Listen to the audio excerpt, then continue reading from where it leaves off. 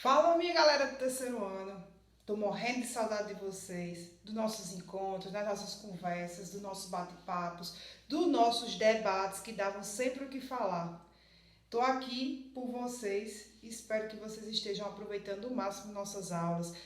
Continuem debatendo comigo, gosto muito quando vocês debatem. Sinto essa falta, né, de estar aquela integração, aquele momento que fica em sala de aula quando eu promovo um debate bem polêmico. Tem a galera polêmica do terceiro ano que todo mundo já sabe quem são, né? Afinal de contas, a gente já se conhece há 3 anos e são 3 anos muito bacanas que eu tô com vocês, tá certo? Mesmo estando longe, sintam-se perto de mim e me aperrei porque vocês vão passar no Enem, se Deus quiser. Não se desanime, afinal de contas, eu quero gente animada. Eu sei o potencial que cada um de vocês tem. Então, eu quero que vocês se animem, não se abalem por essa conjuntura que se encontra o nosso planeta. Leve isso como um degrau para o seu crescimento, tá certo? Então, vamos continuar o nosso conteúdo, tá certo? Hoje vamos só acompanhar o conteúdo do módulo no G2 aí, ó, no espaço geográfico do mundo atual. Espero que vocês estejam acompanhando fielmente e piamente o nosso conteúdo, tá certo? Conteúdo bom, praticamente conteúdo revisivo, porque eu sou daquele tipo de professor que entrelaça os conteúdos. Daqui a pouco a gente já vai para geografia física novamente, trabalha solos, porque o Enem de vocês requer esse conhecimento também técnico. Afinal de contas, ninguém sabe como é que vai ser o processo desse novo Enem, mas eu espero que vocês estejam se preparando da melhor forma possível e, obviamente, sem pressão. Não se pressione que vai dar tudo certo. Não precisa ter medo, não precisa se abalar. Afinal de contas, vocês são jovens e vocês têm um potencial incrível. Eu acredito em vocês, tá certo? Então, vamos começar a nossa aula de hoje, que na segunda-feira, logo primeira aula, a gente tá aquele negócio preguiçoso, aquele negócio da maresia, só de boa, e vocês em casa aí que deve estar uma preguiça gritante, e eu conheço vocês, né? Sei também a preguiça que está rolando, mas tira um tempo para estudar, tira um tempo para exercitar também, tira um tempo para meditar, ter um senso crítico mediante ao que está acontecendo agora, que é super importante. Também ter um tempo para dar valor às coisas que são mínimas, mas vocês estão agora tendo tempo para pensar. E quem pensa, produz, pode ter certeza. Estamos aqui em casa, né, engordando, né, como vocês estão vendo, né, a câmera, o problema não é a câmera, não é a comida não. Mas na verdade, então aproveite da melhor forma possível esse tempo em casa e sempre detenha um tempo de estudos, não só pela manhã durante nossas aulas, mas sempre pegue conteúdo extras, vão lendo, vão se informando, porque isso é essencial para vocês, meus futuros universitários. Eu acredito que cada um de vocês vai entrar na universidade e vocês vão ser futuros cientistas. Vocês são o futuro da nossa nação. Vocês são o futuro tecnológico da nossa nação. Nossa nação precisa de mais pessoas instruídas. Nossa nação, que gosta tão pouco de estudar, precisa de gente empolgada, novo e que queira construir uma sociedade melhor. E vocês são essa nação, vocês são o futuro dessa nação. Então, aproveite que vocês são também privilegiados. Por quê? Porque nem todo mundo está tendo esse acesso, como a gente debateu na aula anterior, a essa informação. Então, já que vocês têm esse privilégio, essa prerrogativa, vocês têm que aproveitar da melhor forma possível. Eu estou aqui para ajudar vocês nessa construção, beleza? Saudades, viu? Então vamos começar aqui com vocês um conteúdo que vocês também já conhecem bastante. A gente já debateu nas nossas aulas, a gente já conversou muito sobre nos nossos diálogos de sexta-feira, desde o primeiro ano do ensino médio, mas a gente vai dar uma breve relembrada sobre esse conteúdo, que é a questão da construção do espaço geográfico. Primeiramente, o que é o conceito de espaço geográfico? O conceito de espaço é um conceito muito amplo. Espaço é esse que a gente transforma. O ser humano, nas suas ações antrópicas, vem construindo o espaço desde que o ser humano é ser humano. A construção do espaço, ela veio desde que o ser humano chegou na Terra.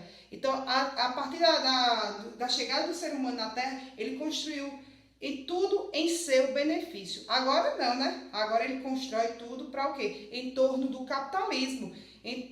destrói a natureza, faz toda a transformação do espaço geográfico, mas em torno de quê? Em busca de melhorias, principalmente financeiras.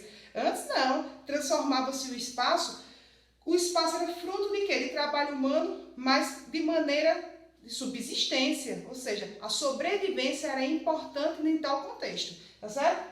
O conceito aqui, inclusive, que eu falo bastante aqui do senhor Milton Santos, esse conceito de espaço geográfico atual também foi criado por Milton Santos.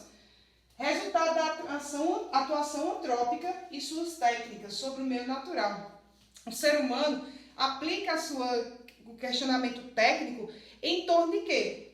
Em desenvolver o quê? O meio técnico em relação ao meio natural. Tudo que nós construímos é com base no meio natural. Tudo. Tudo que vocês têm na mão, tudo que nós consumimos, tudo que nós comemos, são frutos das transformações antrópicas em relação ao meio natural. Nem se preocupe, porque qualquer coisa que você pegue foi de matéria-prima transformada, nós viemos do meio natural.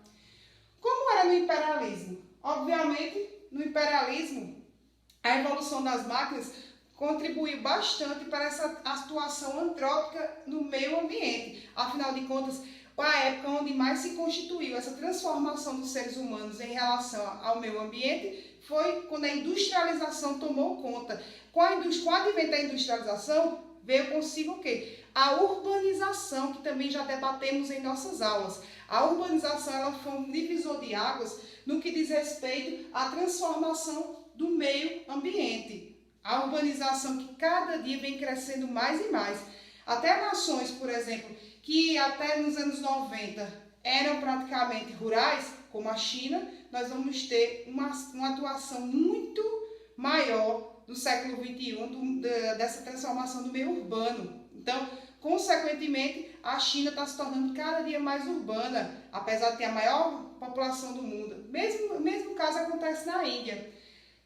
A Índia ainda tem uma grande população rural, afinal de contas, a maior parte da população mundial ela ainda é pobre, viu? A concentração de renda, a concentração de PIB, que é o Produto Interno Bruto Mundial, está na mão de superpotências. Ou seja, a concentração de riquezas ainda é maior nos Estados Unidos, que arrecada 37 trilhões em questão de PIB, e também da China. O Brasil também, viu? O Brasil tem um dos maiores produtos internos brutos do mundo. Isso... professora, e por que está nessa perspectiva do Brasil de até falhar nesse sistema de ajuda de custo para a população informal? Questão de desordem, tanto na questão governamental, como também na conjuntura do nosso país atual que se encontra, tá certo? Mas nós vamos ter também um processo de transformação muito efetivo da zona urbana do Brasil, principalmente a zona urbana que está faltando o emprego. Cada dia mais que há uma concentração de seres humanos em áreas urbanas, nós vamos ter o desemprego como uma das perspectivas mais agravantes do mundo. Coloquei aqui para vocês de imperialismo a evolução das técnicas. A técnica foi um precursor para o desenvolvimento, além do urbano, mas também do espaço. O aprimoramento das técnicas, foi justamente uma perspectiva maior, cada dia mais, do espaço geográfico. Então, as máquinas, a maquinofatura, desde a primeira revolução industrial que nós vimos, que aconteceu na Inglaterra, fez com que a evolução do ser humano em relação ao meio, ou seja, em transformação do espaço geográfico, ela acelerasse cada dia mais. Com essa aceleração, quais são os decorrentes dessa aceleração? Principalmente a degradação ambiental. Nós sabemos que a gente já debateu sobre a questão do carvão mineral, do petróleo, a crise do petróleo, que inclusive ocasionou o fornecimento de várias guerras a nível global. Isso fez com que as transformações do meio urbano, elas acelerassem ainda mais o processo de avanço, principalmente das cidades. Desde o Brasil, vamos falar agora do Brasil colônia. Desde que o Brasil colônia existiu, imagine quanto tempo de degradação, já que começou o Brasil pelo Nordeste, quanta ação antrópica, desde a chegada dos portugueses, o Brasil ele começou a ter, né? O Brasil começou a ter ação antrópica desde quando a chegada do português tirou o pau-brasil, levou para Portugal. Depois, substituição da mata original pela cana-de-açúcar. E assim, cada dia mais, a gente viu a transformação, a transformação antrópica dentro do nosso país. Depois, a construção de ferrovias para escoar a produção. Tudo em torno do capitalismo. Essas transformações, ela tem de cunho transformações em cunho de quê? De arrecadar capital sempre. O ser humano transforma o ambiente com o velho propósito, cada dia mais dinheiro. Isso aí já é fato. A evolução do advento do capitalismo fez com que a maquinofatura ela fosse o maior precursor. Por que, por exemplo, a evolução do advento do capitalismo?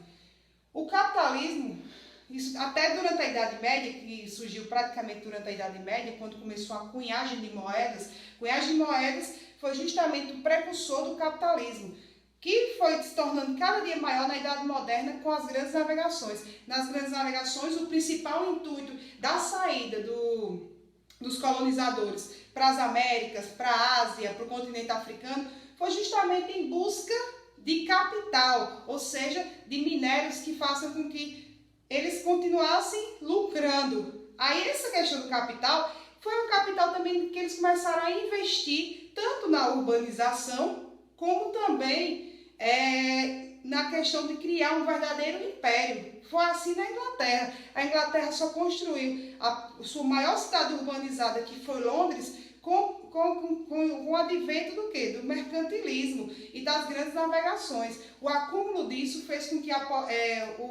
Inglaterra ela construísse o quê? Um grande parque industrial com a criação da máquina a vapor e assim tornar uma primeira cidade mais urbanizada do mundo, que foi Londres, tá certo? Uso de técnicas como forma de subordinação. Nós também sabemos que os países imperialistas, principalmente, são países que são ex-colonos. São países que colonizaram outras nações. Então, a questão do uso de técnicas também foi forma de subordinação. Até porque os europeus já tinham armas. Então, já começava aí a subordinação de uma nação em relação à outra. Até hoje nós temos essa subordinação? Obviamente. As nações desenvolvidas sempre vão se sobrepor às nações subdesenvolvidas. É como, por exemplo, por quê? Porque as técnicas mais modernas estão nos países do G8, até os dias atuais. Então, eles utilizam essas técnicas justamente pelo fato de ter acúmulo de capital também do passado. A gente tem que compreender o passado para entender o presente. O presente desses países só são o que são hoje em dia porque eles construíram grandes impérios através da integração com outras nações. Colonizando o continente africano, colonizando o continente americano, eles foram criando subsídios para o seu próprio crescimento. Então, cara, isso parece até ser injusto, né? Mas nós estamos falando de economias altamente capitalistas, que praticamente difundiram o capitalismo. Então, a sobreposição de nações imperialistas com relação ao mundo mais pobre vai sempre assim. E ainda continua? Obviamente, essa subordinação ela ainda continua no século XXI. Afinal de contas, geralmente os países subdesenvolvidos são agroexportadores. E por serem países agroexportadores, consequentemente, depende das técnicas oferecidas dos países desenvolvidos. Até hoje, por exemplo, no Brasil. Brasil, você sabe que é uma das potências no que diz respeito à criação de tecnologias, de softwares, já sim, acredito, o Brasil é sim. No entanto, o Brasil ainda depende de muitas máquinas fornecidas pela Alemanha, pela França, pelos Estados Unidos, principalmente com o nosso maior parceiro comercial, que é a China. Nós vamos ter interesses mercantis nessa perspectiva, sempre interesses mercantis. Os europeus sempre obtiveram as suas colônias com fins de interesse. Depois, essas questões de colônias ficou muito mais além. Afinal de contas, esses países eles começaram a querer conquistar, além de mercados consumidores, busca de matéria-prima e também busca de mão de obra. A questão da mão de obra escrava entra nessa perspectiva. A questão também de consumir dos países subdesenvolvidos insumos na mineração, também vem nessa perspectiva. A busca era incessante por interesses comerciais. Então, outros países começaram a se industrializar, como a gente observou nas revoluções industriais. Além da Inglaterra, os Estados Unidos, o Japão, a Alemanha, a Espanha, a França, todos esses países eles começaram a questão de investimento pesado também em querer dominar outros territórios. Nesse período, a invasão territorial era importante, porque quanto mais território um país tinha, mais domínio sobre outra nação ele iria exercer, tá certo? Então, aí, uso excessivo de recursos naturais por potências imperialistas. Usavam exacerbadamente todos os recursos minerais que existiam no país. Então, claro, a fonte seca. Naquele período, por exemplo, do imperialismo, do colonialismo, eles não sabiam que aqueles recursos eles eram esgotáveis. O que aconteceu com a Europa? Lembre-se, a Europa é um ovo. A Europa é um continente de gigantesca riqueza, mas também o tamanho da Europa é insignificante em relação aos outros continentes a nível global. Então, eles precisavam buscar mercados, além de mercados consumidores, já que as fronteiras da Europa estavam muito pequenas já para seu imperialismo, eles tiveram que buscar em outros países, além dos recursos naturais que não existiam já na Europa, a Europa é rapado no que diz respeito a recursos naturais. A Europa é um continente pobre em recurso natural. Professor, e como é que é tão rica, por exemplo, no produto interno bruto? Gente, é a questão da hierarquia dos países ricos em relação aos países periféricos, os países pobres, os países subdesenvolvidos.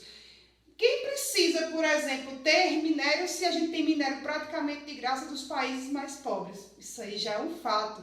Então, há essa subordinação, há essa questão ainda do século XXI hierárquica. Eu não preciso ter para poder consumir, não. Se o outro tem, eu compro barato e dá tudo igual. E as outras nações, que dependem da minha tecnologia, eu vou só o quê?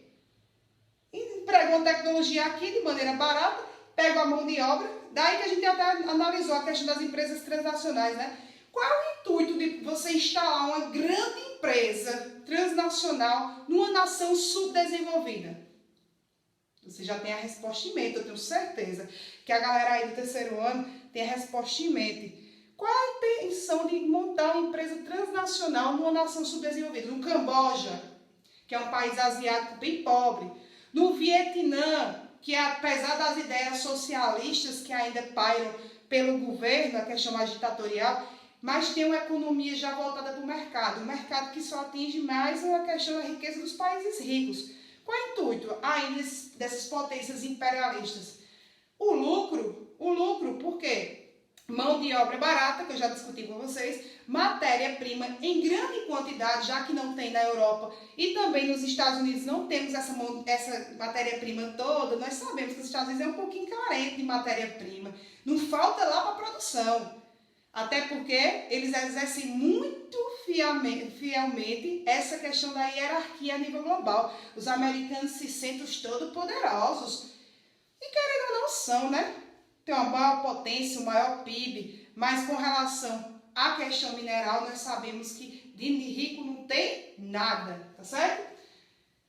Nós vamos ter aqui que eu coloquei para vocês também a questão das grandes guerras. Com o advento das grandes guerras, trouxeram várias técnicas que também nós já estudamos.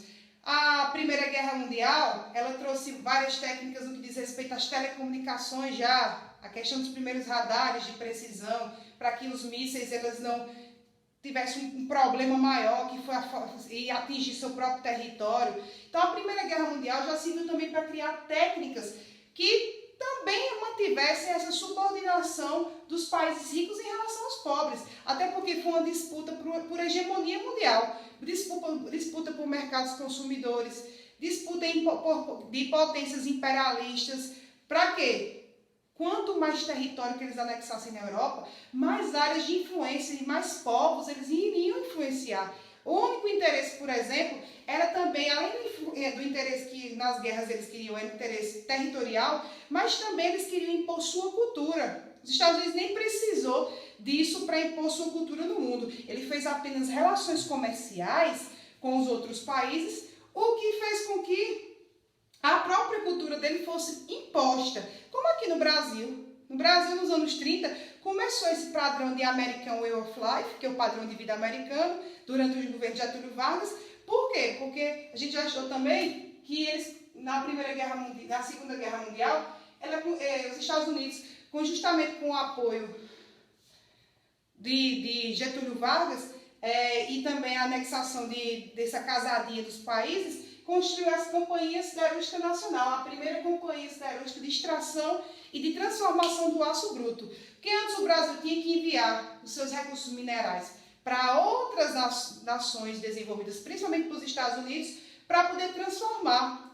Mas produzir no Brasil seria bem mais barato, bem mais viável para a criação, por exemplo, até de insumos de peças para enviar para países desenvolvidos. Então, a partir da Primeira Guerra Mundial, até o Brasil foi passando por um processo evolutivo. Afinal de contas, o Brasil também se transformou num agroexportador durante a Primeira Guerra Mundial, que a gente também já debateu sobre isso. Na Segunda Guerra Mundial, tudo mudou, né? Ou nada mudou? A perspectiva ficou a mesma. A raiva foi dos alemãos, que a gente estudou também, de ter perdido a Primeira Guerra, e também os alemães tinham esse sonho, porque os alemães eram grandes criadores de técnicas. Todas as nações que criam técnicas, elas têm uma questão também de conquistar o seu poderio. Então a Alemanha, durante a Segunda Guerra, foi também a tentativa de impor a sua cultura, a questão religiosa, a hegemonia de uma maneira geral, dentro do planeta Terra, porque eles criaram técnicas, e se eles criam técnicas, eles se sentem superiores. Então, nós vamos ter aí o espaço como forma de poder. Todo espaço, ele é utilizado como forma de poder. Como é que o espaço é utilizado como forma de poder? Vamos deixar esse questionamento aqui com vocês. Como o espaço, ele é transformado numa forma de poder? Quando você faz, por exemplo, uma aliança de guerra, você também está querendo conquistar o espaço. Por exemplo, a Alemanha queria invadir a Normandia durante a Segunda Guerra Mundial, pegar terras da Alsácia-Lorena durante a Primeira Guerra Mundial. Por quê? Porque eles sabiam que existiam recursos naturais em cada área, em cada região que eles queriam conquistar. Para não ter que ir para outro lado do mundo tentar fazer isso. Nós sabemos que hoje em dia é muito mais prático. Então, essas nações hegemônicas, elas sempre tiveram essa visão de quanto mais território, isso aí durante a Segunda Guerra Mundial, quanto mais território, mais poder ele havia exercido. A União Soviética, é prova viva disso, ela teve que anexar na URSS países que eles tornaram socialistas, que isso aí já pega a Guerra Fria. Países que eles quiseram tornar o quê? Lugares, no caso, socialistas. A União Soviética, basicamente, ela não era unidade territorial. Então, ele anexou Estônia, Letônia, Lituânia, Albânia, Macedônia, todas essas anhas que foram do leste europeu e anexaram-se na URSS. Todo mundo precisa de um acordo. A diplomacia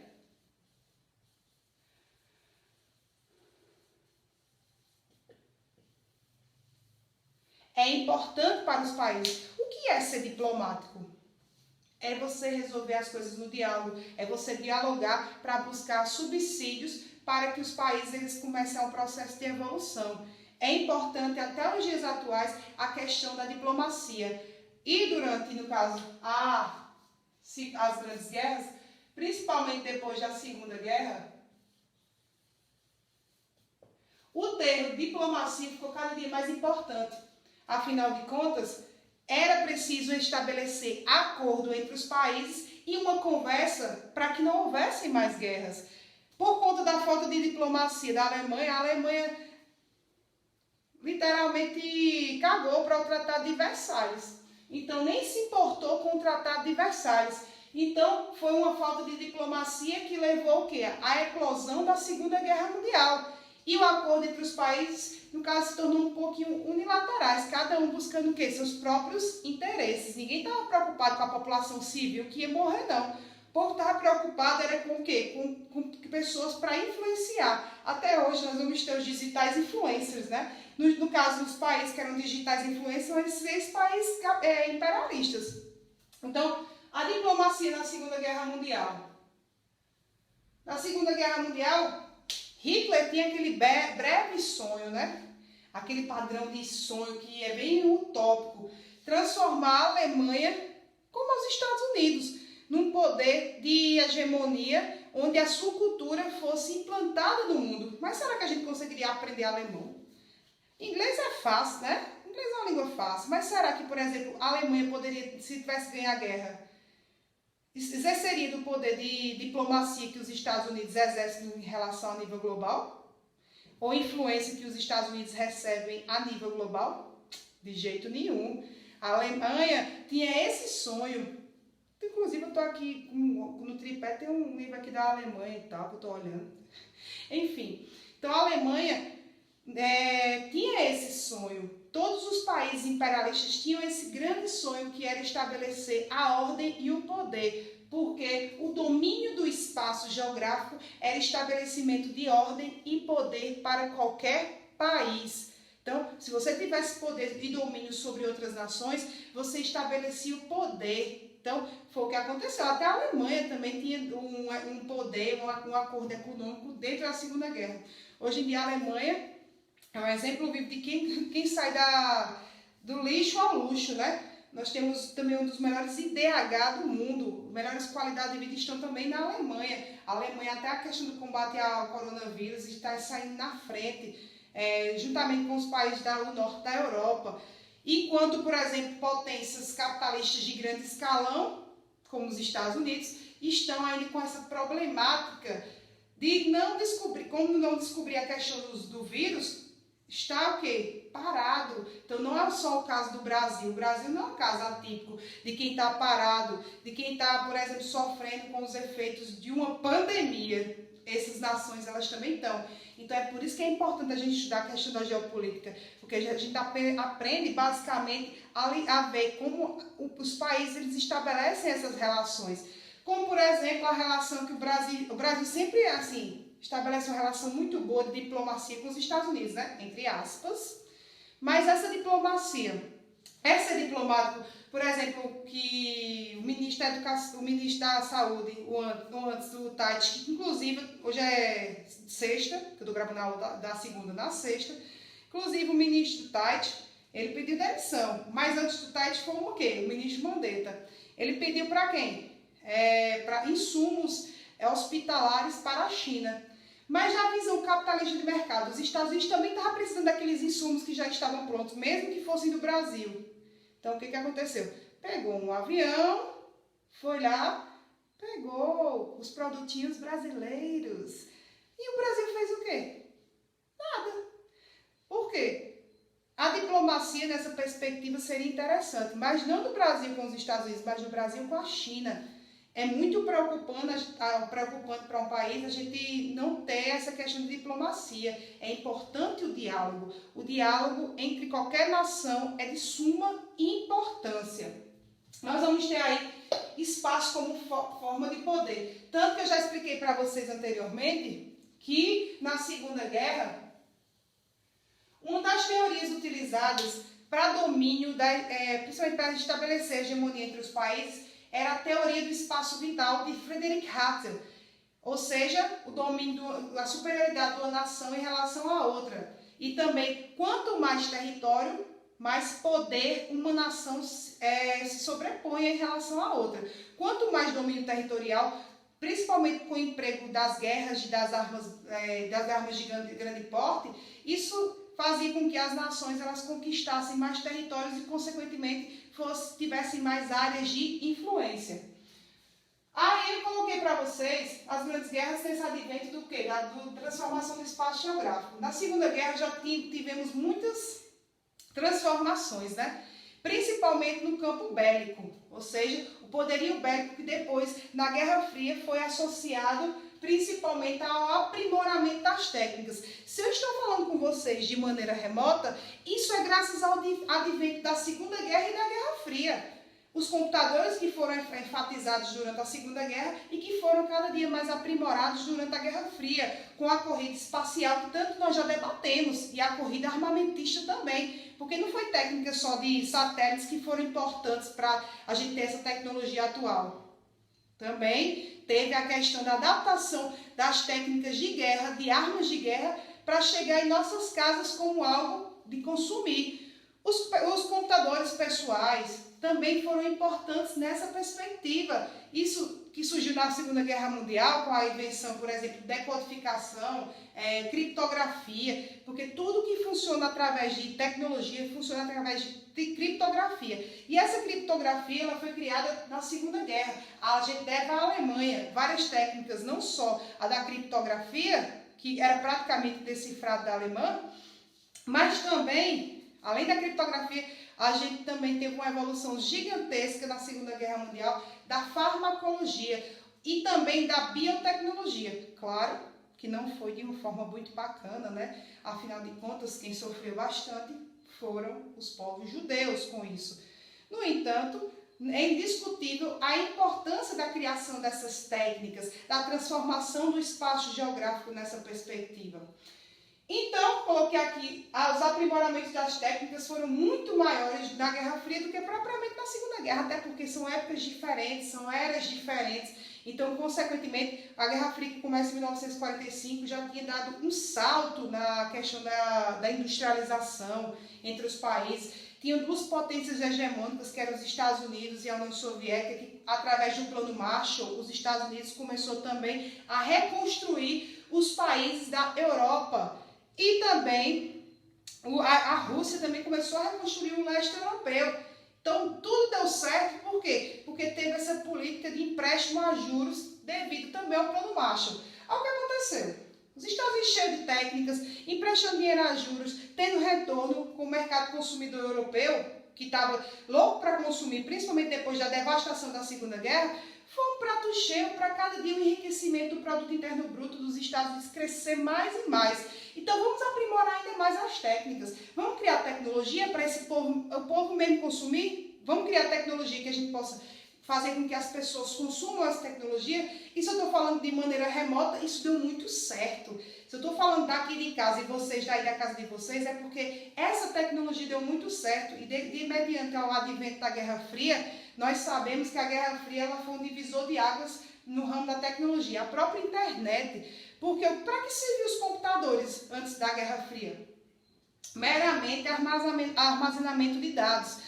A gente assiste um filme dos anos 80, a gente observa os primeiros computadores, eles eram uma tela preta com as letras brancas, e só servia praticamente para digitação e armazenar dados até empresariais. Hoje em dia, até os palm tops, celulares, no caso dos smartphones, eles são altamente tecnológicos e nós devemos a essa época, que nós já estudamos tanto, que é a época da Guerra Fria. Então, crianças, por exemplo, no livro de vocês, quem quiser já acompanhando, ó, tem no G8, viu? Aliás, no G2.